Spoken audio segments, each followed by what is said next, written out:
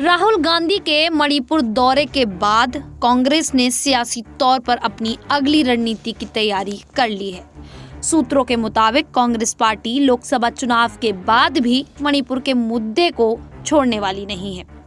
Congress party के रणनीतिकारों का मानना है कि मणिपुर के मामले पर चुनावों के बाद भी उनके नेता मणिपुर की आवाज उठाते हैं, तो इसका एक बहुत सधा हुआ सकारात्मक नैरेटिव सेट होगा। राजनीतिक जानकार भी मानते हैं कि राहुल गांधी का चुनाव के बाद भी मणिपुर जाना ये बताता है कि पार्टी कितनी सधी हुई रणनीति के मुताबिक काम कर रही है। पार्टी से जुड़े रणनीतिकारों के मुताबिक आने वाले दिनों में भी उनकी पार्टी लगातार इस मुद्दे को आगे बढ़ाती रहेगी। इसके लिए कांग्रेस पार्टी ने अपने रणनीतिकारों को कुछ महत्वपूर्ण जिम्मेदारियां के लिए एक टास्क भी दिया है। इस संबंध में मंगलवार को एक महत्वपूर्ण बैठक भी हुई। राहुल गांधी मंगलवार को रायबरेली में थे। कहने को तो राहुल गांधी बीते एक महीने से दूसरी बार रायबरेली पहुंचे हैं, लेकिन रायबरेली से ज्यादा चर्चा राहुल गांधी की मणिपुर यात्रा को हुई है।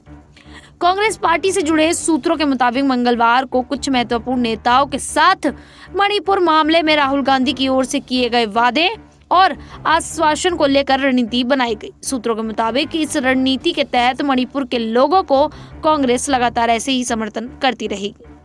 कहा यह भी जा रहा है कि मानसून सत्र में कांग्रेस एक बार फिर मणिपुर के मुद्दे पर बड़ी तैयारी के साथ संसद पहुंचने वाली है।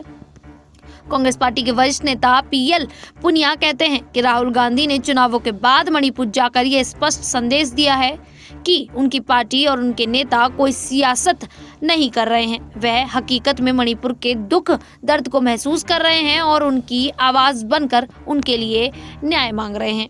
हालांकि सियासी रणनीतिकार इसको एक अलग नजरिए से देखते हैं।